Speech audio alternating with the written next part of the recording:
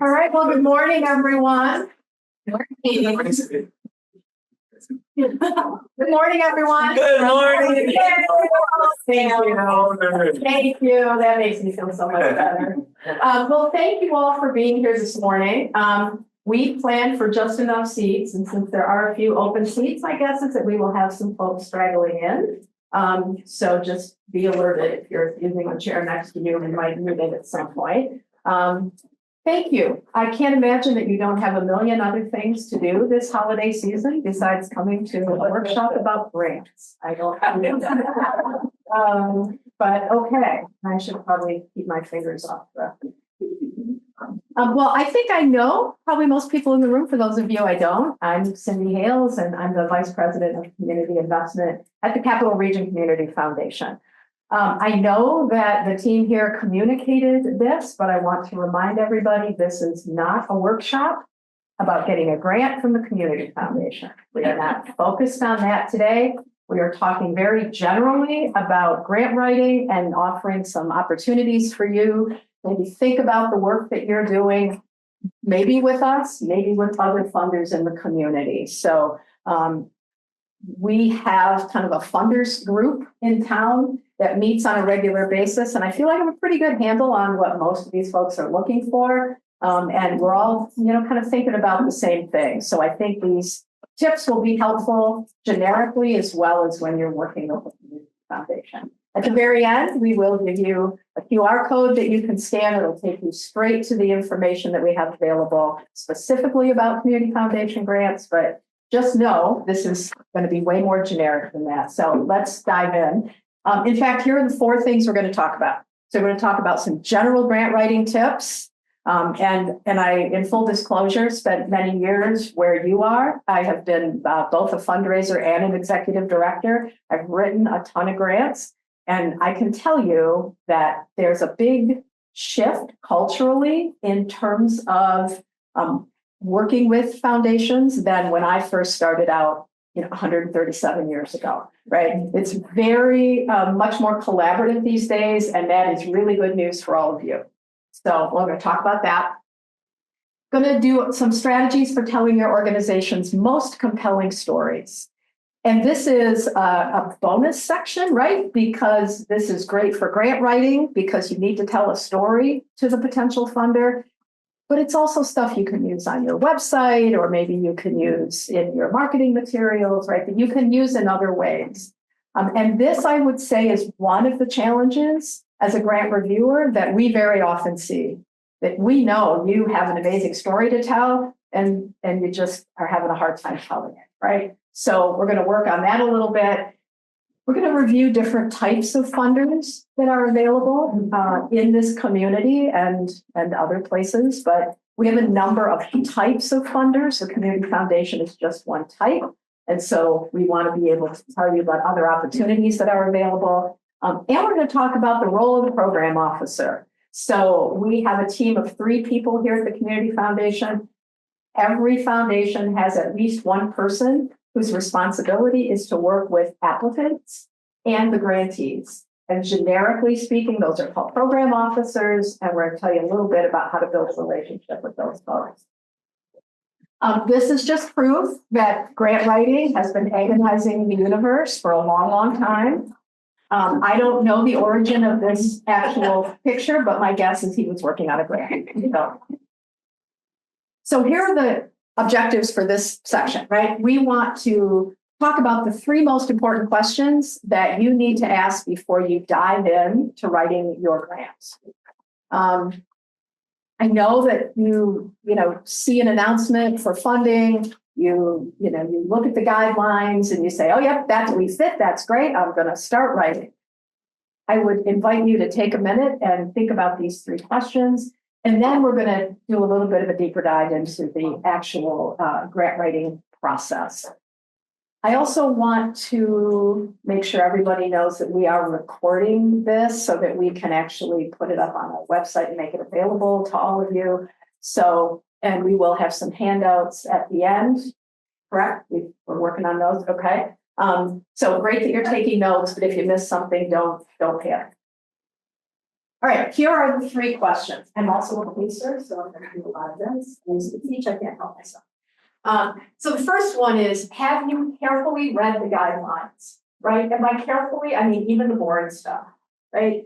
Really take a look at those guidelines and make sure that you understand the kinds of things that this foundation is interested in, any other really valuable information that they might be sharing in these guidelines, important things like deadlines, really, really important to do a careful read of those, okay? And then the second question you have to ask yourself is, do I understand the questions that I'm going to be asked in the application? So guidelines very often will include a sample application. We include that in ours so that you can see. Most funders' websites will include the kinds of questions, even if it's not a full application.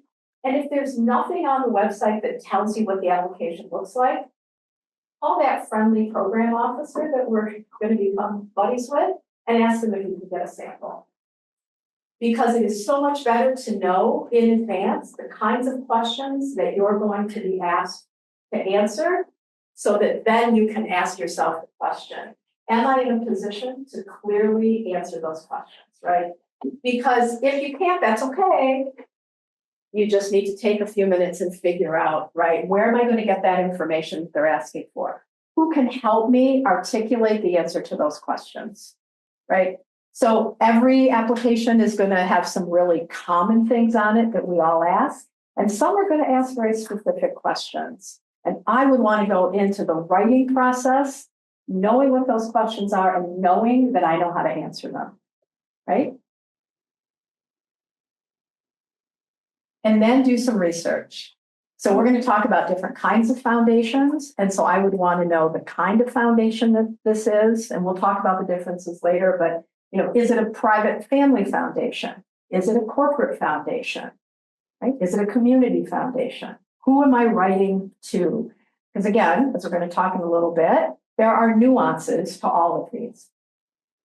What else have they funded? So again, many funders' websites will list the kinds of grants, the recipients of those grants. We list ours on our website, who was funded in the previous year with an impact or a capacity grant. So you can find that out on the website. If you can't find it out on the website, do y'all know that you can go find the 990 for your funder? And at the very end of the 990, it lists all of the organizations that were funded in the previous year. So go get a 990, scroll to the very back, and there is a long list of organizations that received grant funding in the previous year. Good to know if organizations like yours, similar to yours, with some commonality, right? It just builds a level of confidence that perhaps this is a really good fit for me, right? We're still in research phase here. And then be really clear about what the priorities of this particular funder are. So you might generically know that this is an organization that funds in the health arena, but specifically, what are the priorities within that space that they are focused on? Because, many of the broad categories, I love foundations that say, we do mental health, the environment, arts. Yeah, that's what we do. Well, you know what? There's a lot happening in that.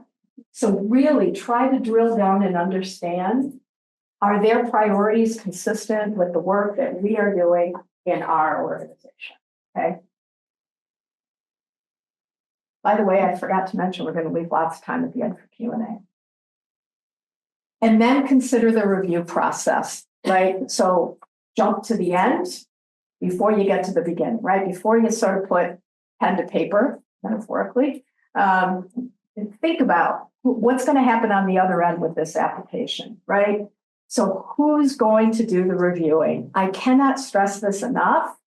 I've done a few grant writing workshops in my day, and this is the same message all the time. Write with the reviewer in mind. Now, you probably don't think so, but I am going to assure you that all of your organizations have some sort of jargon or buzzwords or acronyms my friends in housing have, that you use and that everybody in your universe understands. Doesn't mean the reviewer has any clue what you're talking about, right? Stay away from acronyms. Stay away from buzzwords. I reviewed a grant one time written by someone I knew quite well, who spent a half paragraph talking about their work helping people with their gait training. She was talking about walking, but kept using that phrase because in the therapy universe where she was, gait training was a thing, right? So just be sure that you're really thinking about who's reviewing on the other end. So it could be foundation staff. In our case, that's not true, but in a small foundation, it may be the team that's doing the reviewing. It could be community volunteers, as is the case with the foundation. So we have volunteers from all over the place with all different levels of expertise. You need to make sure that you're communicating with them clearly because you're going to have a diversity of people reading the information. It could be people who are employed by the affiliated company. So again, we're going to talk about corporate foundations. And a lot of times those foundations that are affiliated with a corporation will use associates. They'll use employees who will actually sit on their review team. So again, real diversity in terms of the background and experience of people, right? It might be content experts. So maybe you're not actually applying for a grant to any of the foundations we're going to talk about. Maybe you found a foundation that works specifically in your field, right? But that's all they do is work in the field that you're in. And the reviewers are people who are really experts in what you do. And that's great. So know that in advance so you can write for them, right? Maybe they know those buzzwords or acronyms. But just make sure that you understand who it is that's going to be doing the reviewing. And then sit down and think about this supporting documentation. Everybody asks for something. We ask for it at different levels. But again, I would say so much better to do all of this on the front end in preparation for beginning the process than to have to stop and start and stop and start and then get to the point of seeing, oh, wait, they want this attachment. I don't have that. I'm going to have to contact my treasurer. I'm going to have to contact our CPA and whatever it is, right? Take a look at the list of things that you will be required to submit. So do I have all that information? Do I have the necessary financial reports? Do I understand, going back to the second or third slide, do I understand the financial documents they're asking for, right? This is always my example. We have profit and loss statements. We have revenue and expense statements. We have financial statements. Everybody know that's all the same thing, right? Those are all the same documents, different names for the same thing. So make sure you understand that however that funder is asking for financial information, you're clear about what it is they're asking. And again, if you're not clear, call your program officer, ask that question. And do I need materials to include with this application that's going to take me some time? We have a particular grant opportunity here that requires a letter of support from the board chair. So if you wait till the last minute and your board chair is vacationing in Honolulu, right? So make sure you know in advance that you're going to need that and prepare to get that. And finally, find a buddy, right? Find somebody on your staff, in your family, right? Show it to a layperson and say, does this make sense to you? Or is there anything in here where you're going, I don't know what that is, right? Who will give you honest feedback? Look for typos, right? A digression about typos, right? Nobody at the community foundation is going to ding your application because you're missing a comma or you've got a dangling participle, right? Like we're not that freaked out about these things. I will tell you, some other funders are. So just think about, right? Getting a good review getting somebody to give it a good look. And then who do I need to help me collect all the information that I'm going to need, right? So if you know at the very front end, I'm going to submit this application, it's going to be amazing, but it's going to take somebody at our CPA firm or our accountant or our board chair to write a letter or our marketing person to, get me some information, whatever it is, whoever's you're going to need to help you, make sure that you're preparing for that before you start typing, okay? All right, so let's talk a little bit about storytelling. And you're all like, I thought this was a grant writing workshop. It is, because writing a great grant is all about telling a story. It's the story of who you are as an organization, the work that you do, the people you impact, and it's a story about the need that you have. And I really want to stress that, right?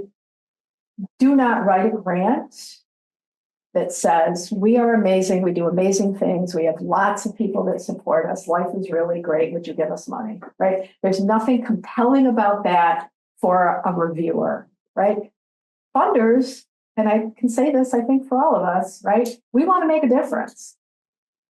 We want to do something really impactful with the money that we have available to give to the community. So make sure that you're also telling a good story about the need that you have. And then we're going to learn the 4 key do's. So here's a basic framework of a good story. This actually comes from marketing folks who are left the building. People. Talk about people. Who is it? Who is it that you work on behalf of? Who is impacted by the work that you do? Right? And then think about, what are the goals of those folks, right? We work with people who are food insecure. Well, what are their goals, right? Their goals are to feed their families, to not have to worry about where their next meal is coming from, to blah, blah, blah, right? You know your organization, you know the people you serve, and you know what they aspire to. And you also know what's stopping them from getting there, right? What are the obstacles to them achieving those goals? So part of the story that you're telling about the need that you have are the first 3. Then, how are you going to fix that, right? What's the solution that you propose that will help address those goals that people have and the obstacles that they face? So, a couple words about this framework from a grant writing perspective.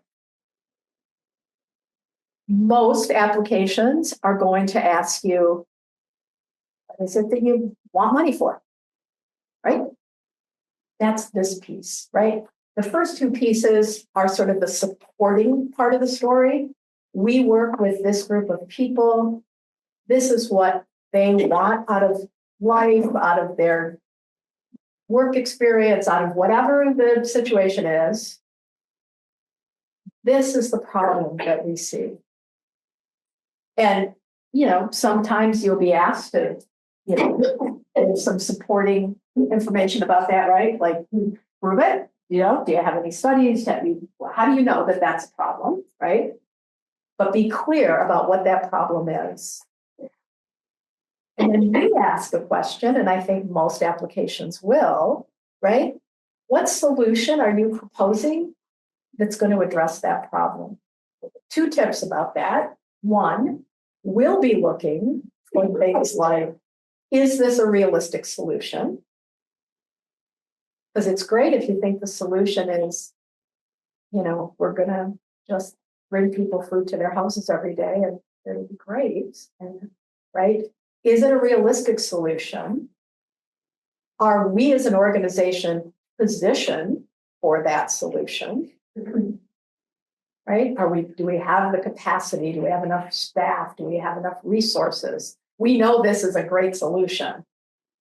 Are we really in a position to do that? And if you're not in a position to do that, then tell the funder, but we could be, if you provided funding for this piece, right? And the other thing I would say, and I will tell you again, having reviewed many a grant, there is sometimes a disconnect between the problem people present and the solution they propose. And this is another really great way to use sort of a reader, right? Somebody who will look at that and say, oh, I see exactly what that problem is. Wait, how's that going to fix the problem, right? Might be a really cool thing you want to do in your organization. That's amazing. But I don't see how it's going to fix the problem. Okay, so just make sure that you've got that connection. So the 4 do's of storytelling, these all should be thought of as you're crafting your narrative. Okay, say it again, probably say it about 6 more times. Know your audience, meaning know who's going to be reading your application. Okay, and how much does your audience know about you? Who you are as an organization, what you do.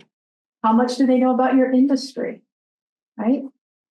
How much very, very prime real estate do you need to use in that application to get them sort of leveled up so they will appreciate the rest of the narrative you're going to provide?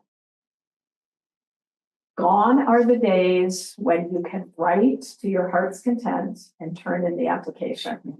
Those of you who have applied to us, many of you have, know that our applications are all character restricted, which is why it's so important to know how to tell your story, right? To know what is the most important things that we need to put in this application, including whatever sentences we need to use to kind of, again, get people leveled up so that they understand the rest of the story. All heard. Which 70% of the group will not understand that cultural reference. So once again, showing my age. Okay, make sense? Okay. Create a simple narrative and also do it offline, okay? So go take a Word document, start typing. It's really easy in a Word document to count your characters, right? So that you can kind of get a sense. But don't just start writing in the application, get 2/3 of the application written and then go, wait, what? Am I characters? What? Oh no, right? It's frustrating for people. I understand that.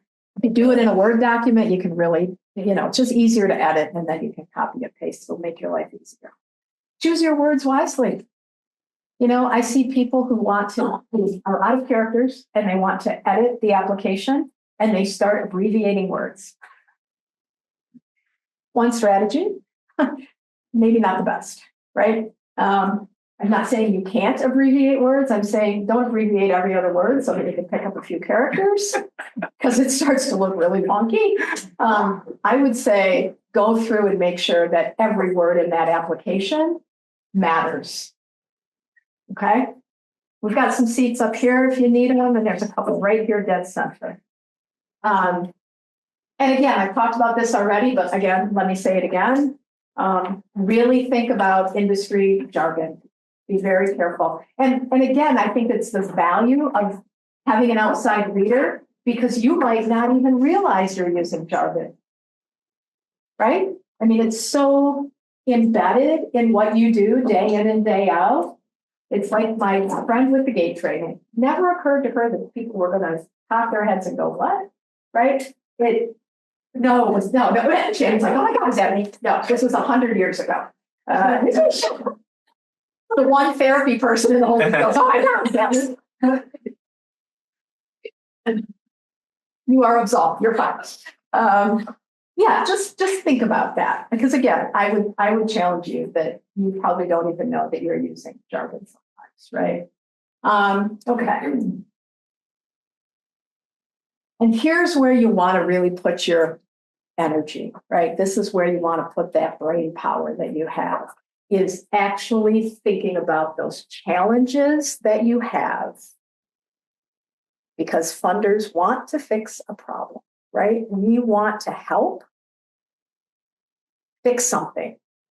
But if you're not really being clear about the challenge, if we can't see what the challenge is, so you do a great job of describing the people in the narrative, you do a great job of describing the goals that they aspire to.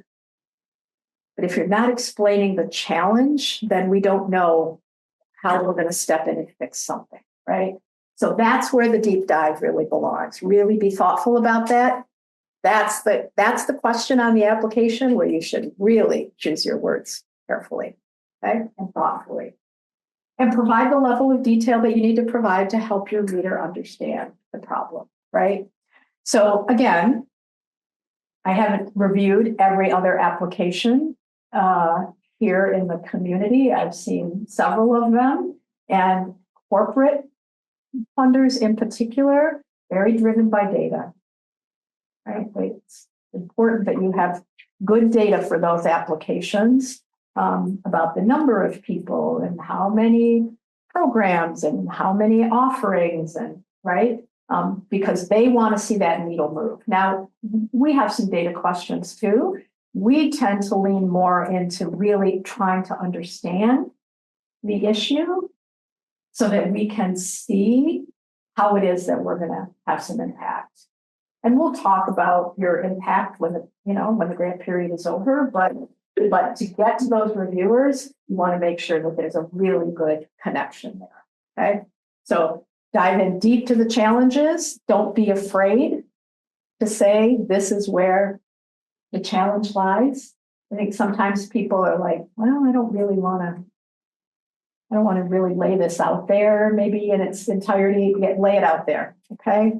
People understand, and people want, again, to know that whatever investment we might make in your request is going to fix a problem or help to fix a problem. We can't fix hunger. I wish we could. Wouldn't that be amazing if we put Amanda out of a job one day? But we can help, right? We can see how we can make a difference in some way. And then let's get to that solution, right? Make sure, again, it's compelling. Be creative about that, right? Don't do the same thing that everybody else who's facing this problem is doing, right? We're looking for things that are different. We're looking for things that are innovative. We're looking for things that you are uniquely positioned in your organization to do. And most importantly, again, saying it for the third time, make sure that the solution that you are presenting aligns with the problem. Don't disconnect those in some way because you see a challenge and then you see a really cool program that you'd like to do, but the connection between those two things isn't there. Make sure that those things are connected, okay? All right. Let's dive into understanding funders a little bit. So in this section, I'm going to talk about differentiating the different types of funders that we have, particularly in this community. In full disclosure, I think this was in the materials. We are not going to talk about government grants. I'll break out in hives. God bless all of you that write them. And then we're going to talk about the different approaches that funders use. And again, we have a pretty good funders collaborative in this community, so have some sense from those conversations about the different approaches that they take. But again, if you have any questions, what do? Call your program officer. Yeah, this is so exciting. All right, so here are the different types of funders that we're going to talk about. Talk a little bit about community foundations. The good news is there's only one of us here in the Tri-County region, and they all do work with people. So if any of you are up in Clark County, if any of you are thinking about going to the Shiawassee Community Foundation, for example, if any of you are close enough to apply to Jackson, anything I tell you about the Capital Region Foundation belongs to the Capital Region Foundation. You know, they say if you know one community foundation, you know community foundation. So make sure that you're engaging with whatever other community foundation you might be working with. We're going to talk about family foundations and some of their uniqueness, corporate foundations, corporate giving programs, which are not the same thing. And I threw in a bonus and talk about marketing dollars. That very little bit. Okay. So community foundations are unique in that the money that they award for their grants comes from the community. So we have 500 plus 600 funds here. All of those funds were started by people in the community. So dollars from the community reinvested back into it. And it is the reason that community foundations typically have a geographic focus, right?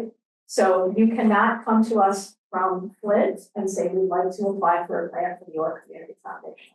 We only fund programs that predominantly benefit the residents of England, England, and every community foundation, okay, most community foundations will have a similar focus, okay?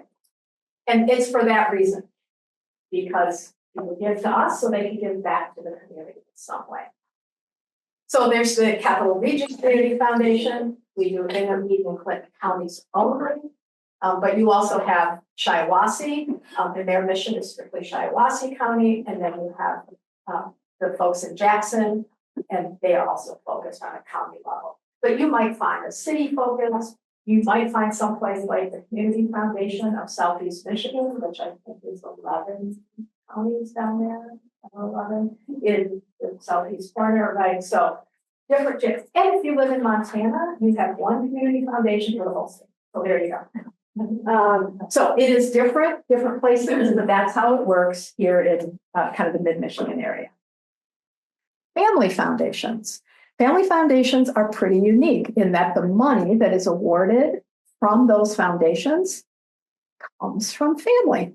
So you have family who have some significant wealth of some kind, want to be philanthropic in nature with those dollars, and create a family foundation, right? So what's really unique about that is that the investment is coming from family predominantly, which means that the governance of that organization is predominantly the family, right? So you'll have a governing board made up of mostly family members or close allies. Sometimes they're financial advisor, sometimes an attorney, right? There's different structures to that, but predominantly family members. And those boards are very often multi-generational, right? So you've got a family member that starts a foundation, and then their legacy continues through their children, and then through their children's children, right? So typically a multi-generational. So you might be dealing with a family foundation that's, second or third generation from the original founder of that organization. And the idea is that those subsequent generations are maintaining the legacy of that original donor, right? And very often, the priorities that they fund are closely aligned with the beliefs and values of that family, right? So here's a few examples locally. Everybody probably knows the Arioles Foundation, obviously started, in fact, by R.E. Olds. The current leader of that organization, Diana Tarpoff, is a great-granddaughter? Great-granddaughter. Thank you. Going to throw an extra grade in there, but I didn't. Appreciate it. So very important. The board members on that foundation are Diana, her sister, Diana's daughter, her nephew, right? It is the family. And the things that align that they fund are very aligned with the passions of that family.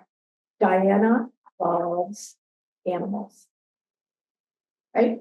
So they fund all kinds of animal-related initiatives. Diana's sister is an artist, right? So they also fund arts programs, right? Now the next generation is coming along. Diana's daughter is very interested in broad, basic need, kind of human interests. Somebody missed my phone message. So important to know that, because these are likely not priorities that are going to change, because again, this is all about the family.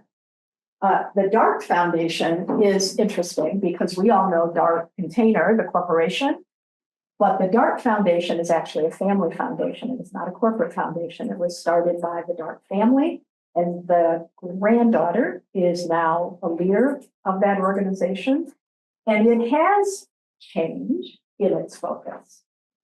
So initially, the folks who started the DART Foundation did so to try to align with their passions for the sciences, right? So they were very focused on STEM. So folks that got money from the DART Foundation 10 years ago probably were somehow involved in STEM education or some sort of program that would enhance awareness or knowledge, right, around STEM issues. That has very much shifted and frankly started during COVID. They would tell you that when COVID came along, they went, wow, it doesn't feel like there's a place for us because food, housing, mental health, healthcare, like those, a little hard to make that connection for them. And they started stepping outside of their box a little bit. And now the granddaughter has stepped into a leadership role, and they are, in fact, really leaning into things that impact the community. So they are about community enhancement. They have funded the zoo, they've funded hospice, they've funded, right? They've done some big investments in things that they think will enhance the quality of life in the capital region.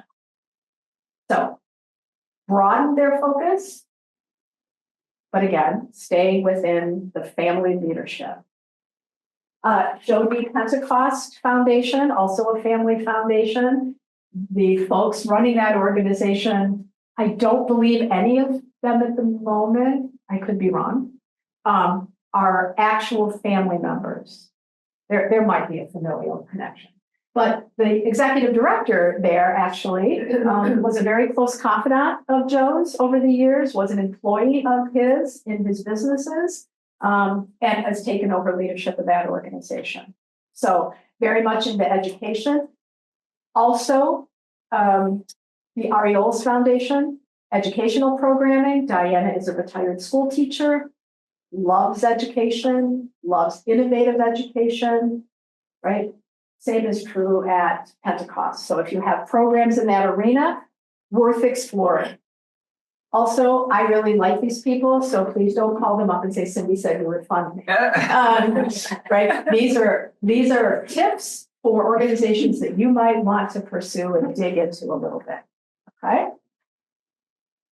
Corporate foundations are also a really interesting sort of structure. So they are the philanthropic arm of a corporation.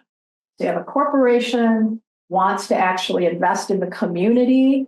Why do you think a corporation might want to make a big investment in the local community? What's that? Goodwill. It's goodwill. It's also really good to be creating a community where the people that they are trying to recruit to work in their company want to live. I thought the building was blowing up for a second. So very often you will find these corporate folks that want to be doing things in the community that also enhance the quality of life. Because their associates then want to live here, they can recruit folks that want to move here, right? Because we have this amazing community. The funding for this comes from the corporation. So unlike a community foundation, you don't have individual donors calling up Blue Cross and saying, you'd like to make a gift to your foundation. And it's not coming from family members. It's coming from the profits of the corporation. There are two things about that that are important to know. One is that there typically is alignment then between the corporate foundation and the company in some way in terms of priorities. The other thing to remember is that it means that the amount of money available to grant every year depends on how well the business did that year. So I don't have them up here, but our friends at Consumers Energy have a corporate affiliated community foundation that does amazing work around the state. And there were a couple of years during COVID where dollars were a little tighter for them. So it really can impact how much funding is available on any given year. It operates completely independently from the company in that the legal structures are independent. But again, there's usually alignment in terms of priorities, but they are a separate 501c3 autonomous entity from the corporation. And they are really, this corporate foundation idea, they're really responsible for stewarding that investment and making sure that the work aligns with the charitable interests of the foundation. So again, there is typically alignment there in some way. Now, that doesn't mean that if you are I don't know, for some reason, the only thing I can think of is a brewery. So it's about, but let's say that you are a very large beer manufacturing company. It doesn't mean that you're only giving dollars away to organizations that sell beer or help with, but it might actually support an organization that's dealing with substance abuse, right? So be thinking about kind of these nuances in that. So here locally, you have the Blue Cross Blue Shield of Michigan Foundation, very focused on health, not the least bit surprising. The Delta Dental Foundation, I love these guys so much because they care passionately about dental care, and they will only fund programs that are either providing dental care, providing education about dental care, right? So there's ways to sort of nuance this. You don't have to actually be employing a dentist in your organization to get funding from them, but you need to find a way to connect what you're doing with people having exposure to, access to, right, dental care. And the MSU-FCU Desk Drawer Fund is now a fully autonomous foundation. That's a brand logo. And they are a very, much like you would imagine, right, a credit union being kind of very community focused, right? That's sort of the history of community or credit unions is that they're very focused on building community, and that's how their foundation is as well. So they're pretty broad in their funding, but it is all about community. And that is, again, completely separate from MSU-FCU. They have an application process now, which is new for them. So any of you that have funded up for funding in the past, they now have developed an application process to really become kind of that more traditional foundation. Not to be confused with corporate giving, which is a completely different thing, right? So corporate giving programs come directly from the company themselves. They are not coming out of the foundation. And that is important, again, to know, because in most cases, those dollars are coming with input from either corporate leadership or the associates that have been empowered to make those corporate giving decisions, all very internal to the corporation. And it is also likely that the things that they're going to fund are directly tied to the work that they do as a corporation.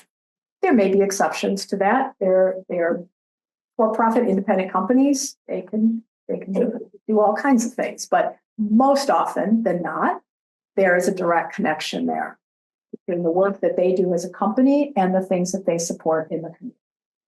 So AF Group has a corporate giving program. It operates by having the associates actually contribute to their corporate giving.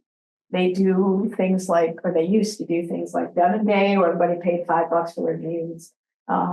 They have appeals with their associates, right, where people can make gifts, and it all funnels into their corporate giving program. And then the associates have decision-making around where to distribute those funds.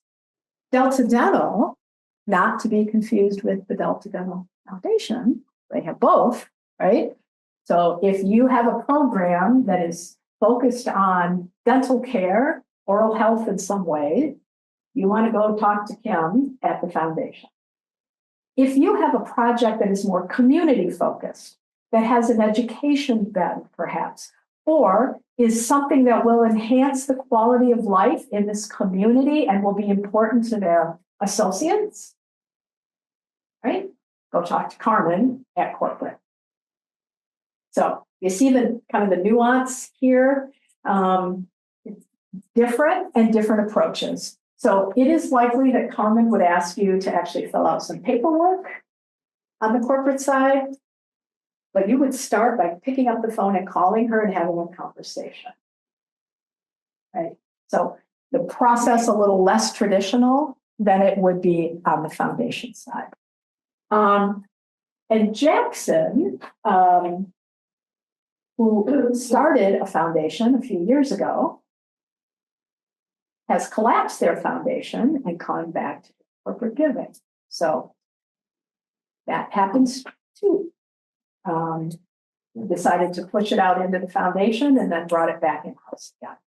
So, and there are others. I mean, there are other corporate giving programs. Those are just some examples.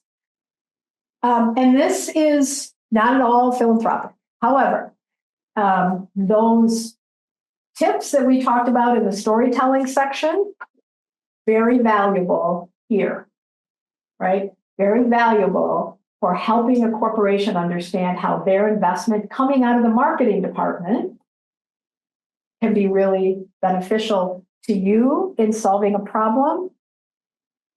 The nuance here is how will it be beneficial to the company, which is how it's not really philanthropic. Is that also sponsorships? Is that what you would call it? Or Yeah, typically sponsorship will come out of marketing. Yes, correct. Yep. So there tends to be a quid pro quo, right? If you are filling out paperwork for a sponsorship, for example, right? And I'm sure many of you have done this. There are going to be questions like, how many people will attend your event? How much exposure am I going to get? What media will be at the event? How many exposures on social media am I going to have, right? Those are the questions on the marketing side that folks are going to be interested in. You're not likely going to get those questions in a philanthropic grant, right? They're going to be focused again on the problem and the solution. This is really about, if we do this event, what kind of exposure will our company and will our business get? So, there's all kinds of examples, right? It might be a table, a promotional table at the event. It might be banners. It might be recognition ads. Could be free admission tickets. Sidebar tip from Cindy, who hates events. I'll tell you, they're a lot of work. Minimal return. Here's what happens. Organizations go out and they sell a ton of sponsorships to their events. And in return for the sponsorship dollar, they hand the sponsor a bunch of free tickets. I promise you what's happening is that they are going around the office and going, anybody want to go to this event? Free, yeah. Right? Sometimes they get key decision makers if they really love you as an organization and you have a relationship with them. Sometimes you're going to get somebody, it's like, wait, who's doing this again? What organization is this? It was a really fun party. I know this from experience, right? Stepped into an organization as the CEO that had a gala every year. People loved this gala. I heard so much about this event. It's amazing. If 350 people come, it is great. Oh my gosh, you're going to love it. It's so much fun.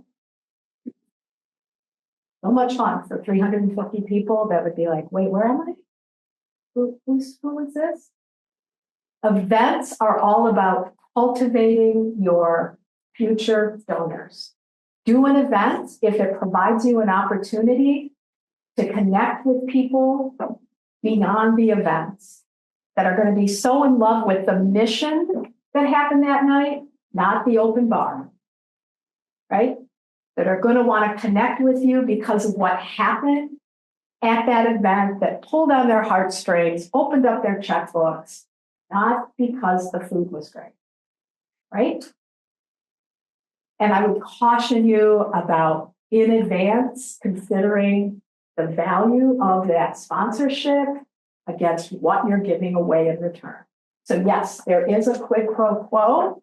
Just don't give away the store Because all those free tickets will fill your room, but they probably aren't going to mean a whole lot afterwards, right? So, and my soapbox about events.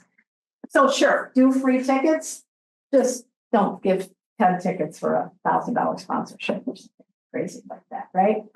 Oh, look, I didn't put it on the slide. Forgot about that. See, I just went off and there it is. Keep your benefit offerings in line with the sponsorship dollars.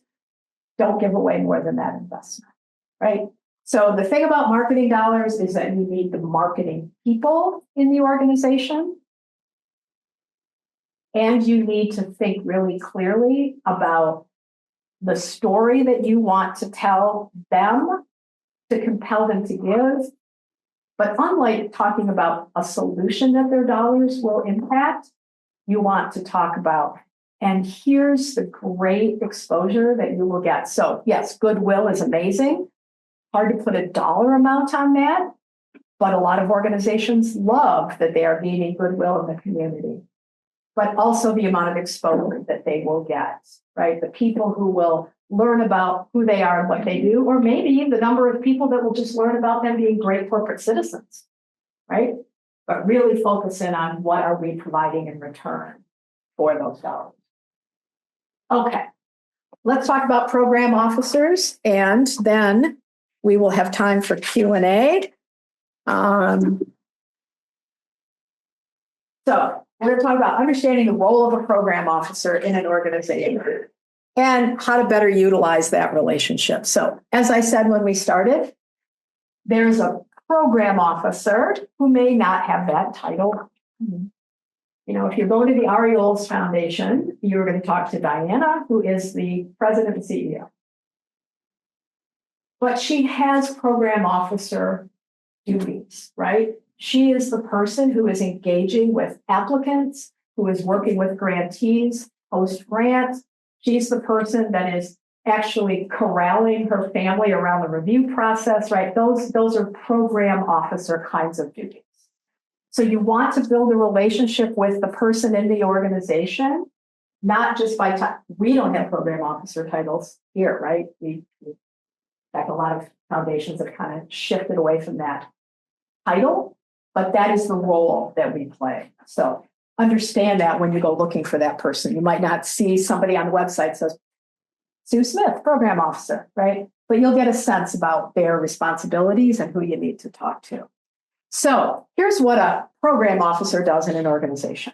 They are the gatekeepers. And it used to be that we took this job very, very seriously back in the day. You would call a program officer, and before you could ask it the question, the answer was no. I dealt with many program officers over the years who were like, don't bother me, don't talk to me, leave me alone. That is the culture shift that our field has seen over the last several years, right? We all see ourselves, all of us in this community, consider ourselves funders and partners, right? We want to partner with you to make this a better place. So for us locally, I would say with complete confidence, gone are the days that you would try to talk to somebody at a foundation and be like, don't bother me, go away. But as the gatekeeper, it's our jobs to make sure that we are protecting those guidelines that are crafted by the organization and the priorities that they present. So what that means for all of you is that while you might love your program officer, done all your work to have a good relationship with them, they are not in a position to say, I know we don't typically fund that, but you're really awesome, so we're going to do it. That is not our jobs, right? We are there to protect the organizational priorities and the guidelines and intent of the organization. We're also responsible for the grant making process. Same tip, okay? Well, we love you and we think you do amazing things, and we might feel really sorry for the situation that you are in. We typically are not going to extend a deadline for you. We're typically not going to say, well, okay, well, we really like this grant. We won't even send it to the reviewers. right? Like the process is sort of sacred in these organizations. So understand that that's our jobs. So it's not that we don't love you. It is our job to protect the process. And we are accountable for the funds. Our team is responsible for the whatever $2.5 million that gets distributed from our organization. We are accountable to leadership for those dollars, right? And that's why 1 and 2 are so important, right? Because we have some accountability as well. Having said that, program officer is also a coach, right? And we take that role really seriously. So go way back to the beginning, you pull up those guidelines, you look at them, and you're like, I have no idea what number 3 means. Makes no sense to me. Please don't stress about trying to figure that out. Pick up the phone and call me.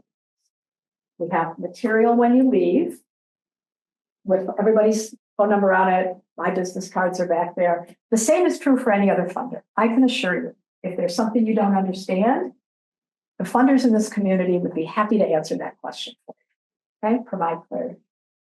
We can also help discuss the idea that you have. So again, we go back to the beginning, right? You're reading the guidelines, you're leading into the priorities, and you're still a little on the fence about whether or not submitting a grant is worth your time and energy. Call us, right? We can chit chat about that. Diana will chit chat about that. Carmen, Kim, all of them, right? Everybody would be happy to have that conversation with you if you're just not sure. And we can also clarify the review process, right? Here's what's going to happen next. Where this becomes important to know is that if you actually have a timeline, right?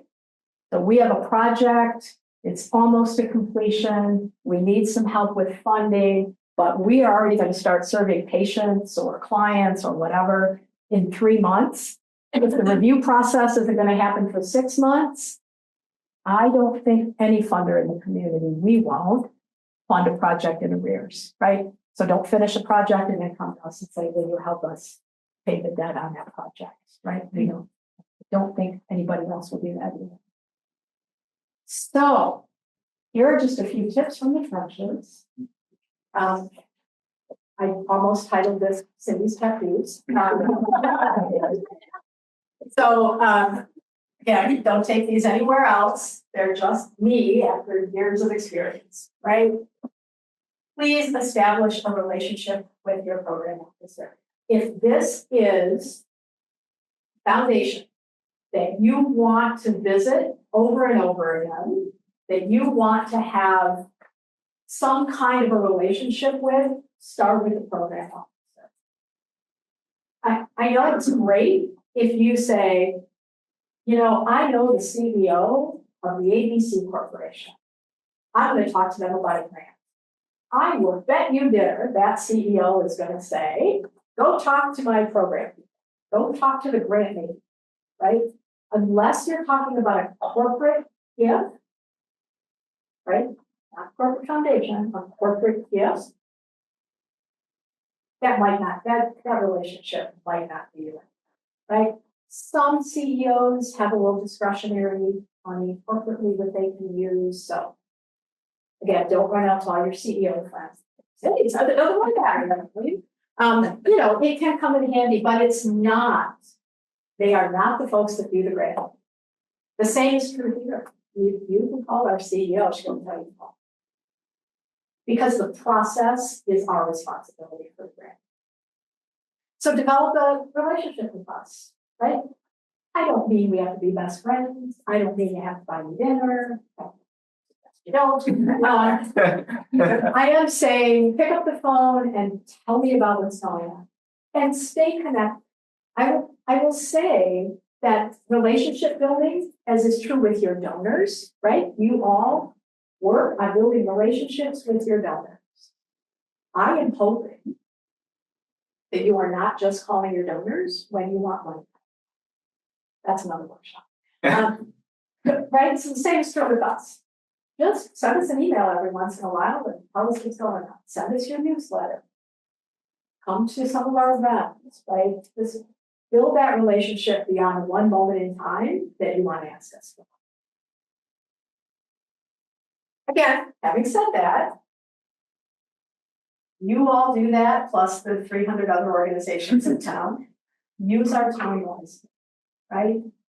So yes, we want to connect with you, but appreciate that there's a lot of information available on our website, the emails that we send out to organizations, right?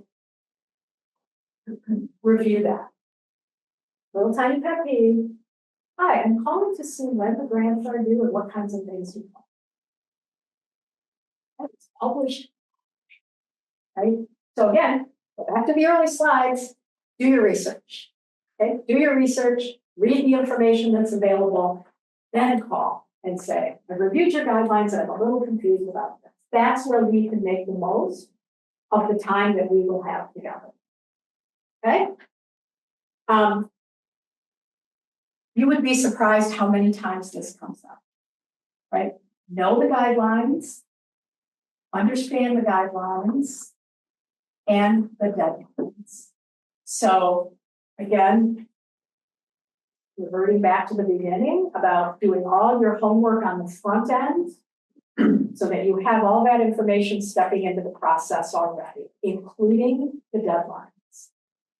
We don't have the authority, and frankly, it's an issue of equity, right? If you call and ask me to extend your grant application for a day, everybody else in the room stayed up all night to get it in on time, is that your fair? It's a no, right? So nothing more than our commitment to be equitable to all of you. Don't ask us to do that, okay? And again, I know guidelines can be boring, right? We know, we write them, so they're boring. Read them all, read them carefully, even the boring ones. Understand what we're asking of all of you, and then pick up the phone so that we can have a really meaningful conversation about how best to align what you need with the multiple opportunities that we have. That's all right. Whip out your phones. There's also a QR code if you can't see that or can't see somebody's heading away. We're going to be handing out papers with the QR code on it. This is where you will go to our website and get all of the information that you need about the grant opportunities that opened up yesterday. Wow. So we have multiple grant opportunities here at the Community Foundation. 3 of them opened up yesterday: capacity building, mini grants, and our youth grants. We also do something called an impact grant, and that will open up in April. So while you are welcome to call and talk to us about impact grants, just know that opportunity isn't available until April. So we have a little bit of Does the QR code work for people? Is it working okay? Okay, great, great. All right. I'm going to leave that up because I think the next thing just says. Yeah, all right, questions, here we go. Gabe. Very an easy one. Yeah. At the Community Foundation, would it be fair to consider all 3 of the community investment staff team as program officers? Yes. Yep. Yep. Yes. Okay, I was asked to send a proposal because apparently I already have money, but to a family foundation where there's no information. Just send us a proposal. Wow, what do I do? I would ask some questions. I would say wow, this is an amazing opportunity. I'm happy to do that. I want to make sure I'm providing you with the information that you need. Okay. So, did everybody hear that question? So it is that time of year when foundations are cleaning up their books, and sometimes there's a little extra money laying around, and we don't publish that, and probably most foundations don't publish that. But you might get a call that says, we funded you in the past, we really like what you're doing, we have a little extra money, send us something. So congratulations, that's awesome. Well, that's the power of telling your story. Yep. Everywhere you go, Yep. tell your story. Somebody listening might Yep. want to help. Exactly, yes, yes. So I'm new to grant writing and I've been successful with, I don't know, roll the dice, whatever. But, can you speak, it's probably very elementary to folks here who are experienced. Can you speak to the, responsibility that after funding occurs, what's my responsibility to like document and like provide all that? Yeah, that's a really great question, actually. And the unfortunate thing is that every funder is different in this regard, right? So again, that's why it's important to ask on the front end, right? So when you get a grant, typically what will happen is that the funder will send you something that says, we're very excited to fund this opportunity, and here are the evaluation or final report things that will need to happen. If they don't, I would start asking those questions because you don't want to be surprised about, and here's our final report document, and it's all kinds of data you should have been collecting along the way, right? So at the Community Foundation, again, not about us, we actually will send you something that says, here's how to access the final report when your project is done. And you can go in and look at what that report looks like, and you can see all of that. For us, it's 12 months from the time that we award the funds, that you receive the funds. So we ask that the projects be completed, the work be completed in a 12-month period. Now, here is another good reason to love up on your program officers, because things happen, right? Yeah, we are going to get this project done in 6 months. Oh my goodness, guess what happened? Our contractor who loves us and is a one-man show just fell and broke his leg, and we're not going to be able to get this done now for another 6 months. Or in our capacity building work, all the time, right? We encounter things once we start engaging in the work where it's like, ooh, didn't see that coming. I think we have to pivot over here a little bit. So if you have a good relationship with your program officer, if you've been keeping them up to date on things like, oh my gosh, I just got a call, our contractor broke his leg, I need to think about what's going to happen next, I'll call you back. We can sometimes work around those hard deadlines, okay? So make sure that when you have funding from us in particular, I don't know how the others work in that regard, but certainly from us, if you find like that things aren't exactly going according to plan. And again, just know we're here to support whatever those glitches are. Don't be afraid to tell us them, right? Again, I think sometimes folks that get grants are just terrified at the prospect of calling and saying, this didn't exactly go where you thought it was.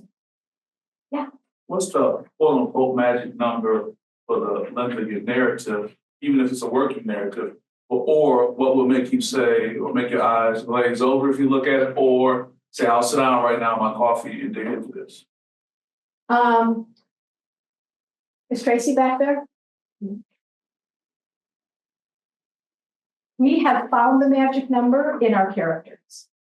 We have played with this ad nauseum on our team to find the right number of characters to answer the questions that we are asking.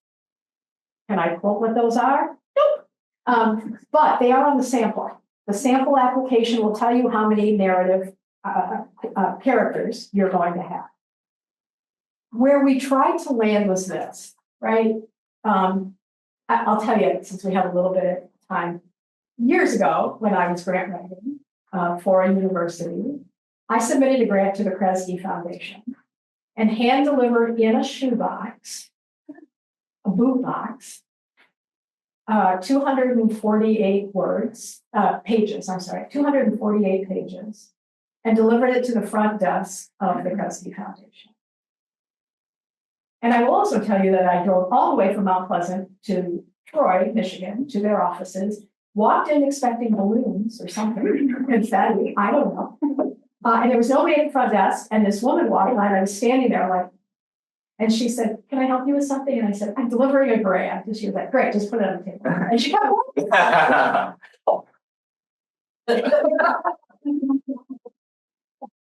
exist million. But those were the days when you could write to your heart's content. You could put whatever attachments and pretty pictures you wanted to put. Nobody cared. I can assure you, this is what made program officers so freaking cranky. Because somebody had to sit and read all those 240.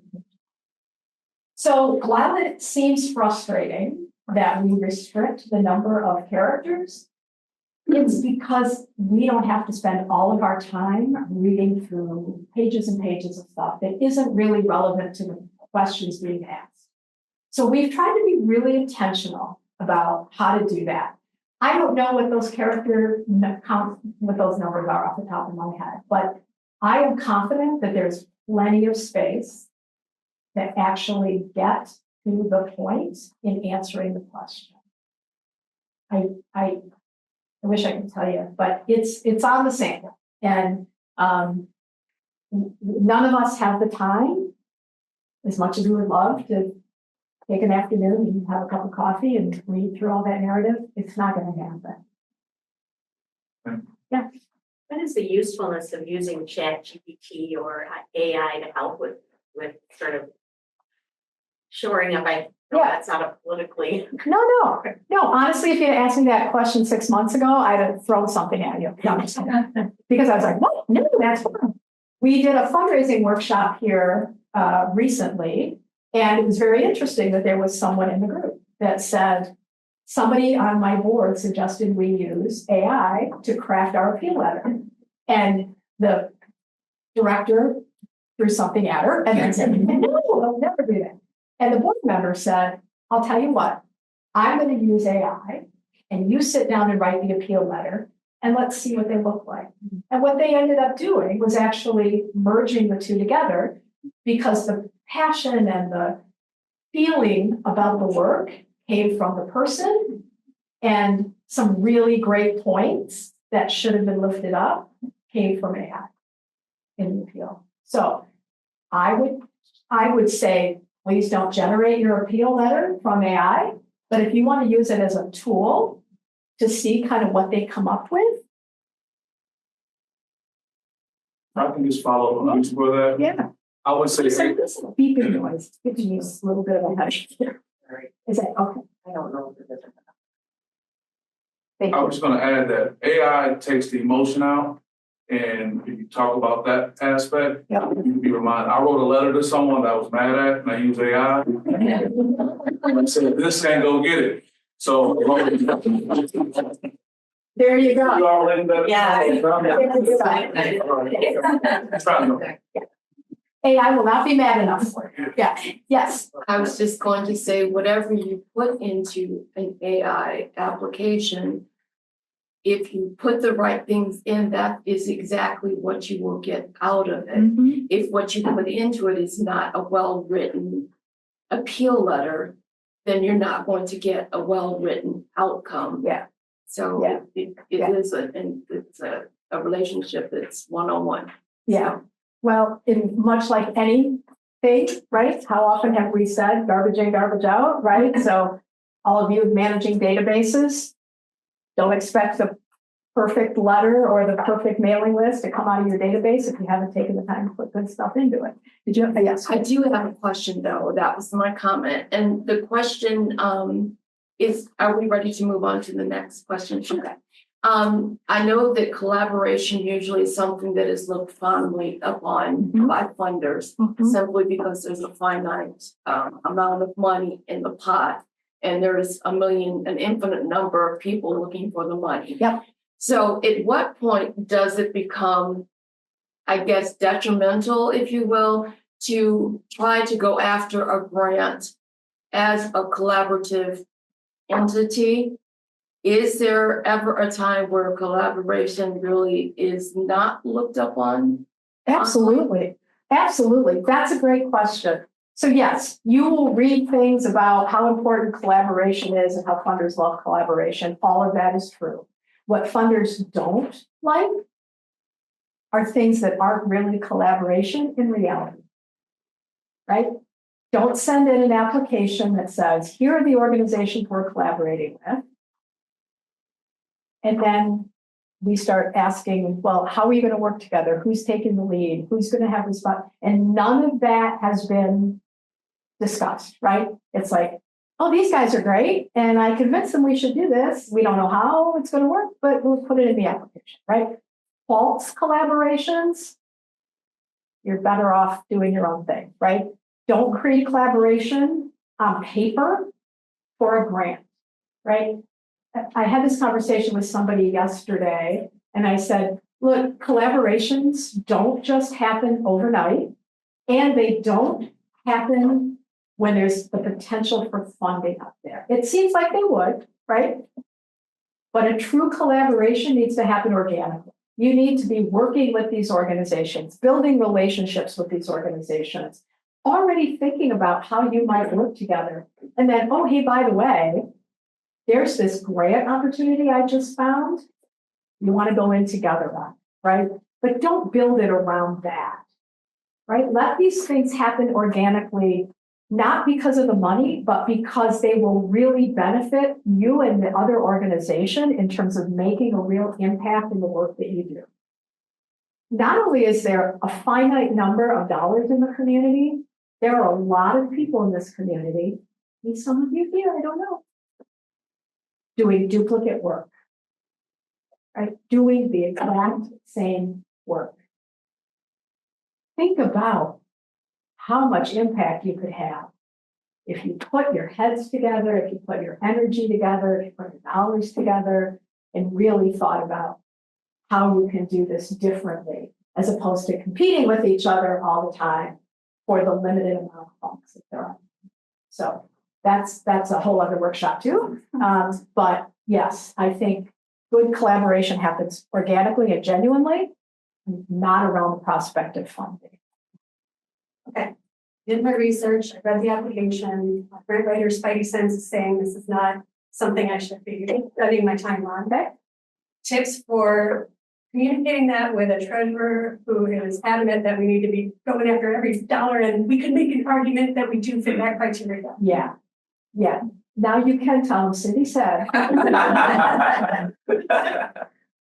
Cindy said that will make program officers cranky. Yeah, I think that is, I see that a lot, right? Like in smaller organizations, it'll be like, just go after everything. Well, there's two really important things to remember.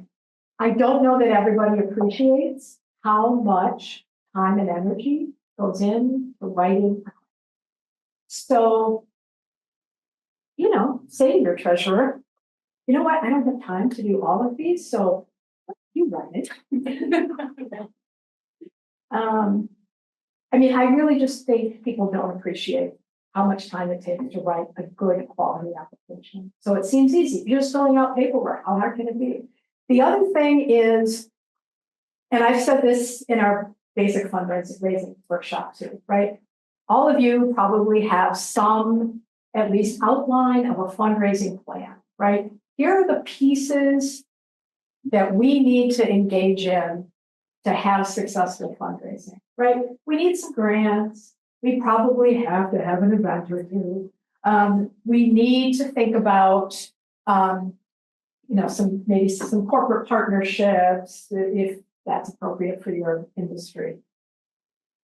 You need individual donors. You need people. Mr. and Mrs. Smith, Cindy Hales, people, individual people who will whip out a checkbook and write you a check. And that is also another workshop, but that development of those individual donors takes time. And if you spend all of your time at your desk, at your typewriter, good Lord, how did that? Wow.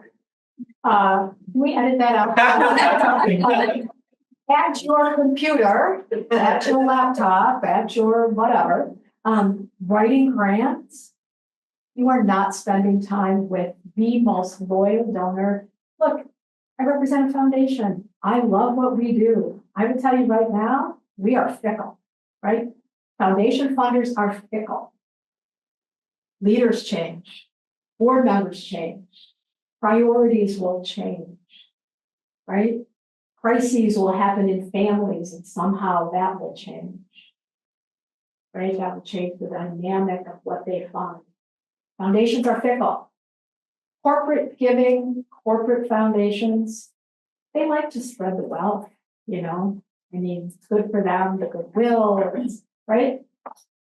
If you find individuals who love what you do, who are passionate about the difference that you're making in the community, who love the kids that you're serving, the families that you're feeding, that whatever it is, they will be the ones. And I have always believed this, and it was proven to me during COVID. Because I took lots of calls from nonprofits that said, wait, we just found out that you guys are only going to fund basic needs during COVID. I'm an arts organization. I'm a health and wellness organization. I'm a recreation organization. What about us? We put all of our grant dollars that year into housing, food, mental health, medical care. And my answer was, I'm really sorry. Pick up the phone and call your top 25 donors and tell them, I need you now. And you would be shocked at the number of people that said, I don't know who those people are. So, I challenge you to put all your energy into that and not spend your time at your, you can say, typing a grant. Yes, Rob. I was gonna piggyback off what this young woman just said. So I just have this experience. So, and I've been working for many, many years. And so my CEO came to me and said, we need to apply for this grant. And I said, well, have you read the outline of this grant? I said, yes, this is good funding, but you have to spend this money in 9 months.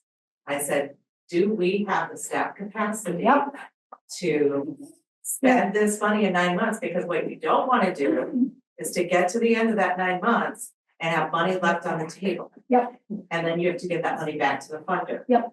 And so I have to say, because this was actually a government grant, and it was probably one of the most difficult grants I had ever written. Yeah, and I think part of it could have been because I didn't support it. Yeah. Because I didn't think it was something we should be doing. But I wrote it anyway. And I have to say, in the end, it was probably one of the best grants I ever wrote. But I am reticent to say that should we get this funding, and I put it on her plate. I said, you will have to be the program person. Tell me, how are you going to spend this money in 9 months? Because there's nothing in here that alludes to the fact they may do a grant extension. And I said, 9 months is not enough time to implement what you are saying we're going to implement and be able to meet that time. Yeah. So we'll have to wait and see what happens. Yeah. Well, the story continues. I'm excited now to see what happens. You had a question back there? I did, I know a lot of state funding is being cut for nonprofits and also counties. Is that gonna affect the overall foundations and corporates giving? Yeah. No. I heard something what you just said. I want to make sure that I'm not reading into it something additional, meaning what I heard when you're talking about some of the differences between pursuing funding through non-government grants versus donors. What I heard was go for the pilots, the innovations, the one-time things through the grantors. Don't be looking to the grantors to sustain what you're already doing. Did I put my own words in there? You did, but not incorrect, at least for us. And I think there are some funders in town who have projects that they love and are dedicated to, and you can go to them every single year and they will fund you because they love you. And I would say that is often more likely in a family foundation, because again, think about what a family foundation is, right? It's a group of people that happen to be related and who have a pot of money. So it's that whole more personal kind of thing. We don't typically do sustained funding for projects. We like the pilots, we like the innovative, high impact things. In fact, our impact grants, you can't get 2 consecutive years. You have to take a break, apply again. So our challenge in doing that is to go find, right, other funders who support this project. We also have a match for our impact grants. So again, the idea is we're happy to come in at 50%, up to $75,000, but then we need you to have some investment from other folks as well. So. Yeah. Is there a question back there? Sorry, I thought I saw a hand. Yes. I just have one other question too.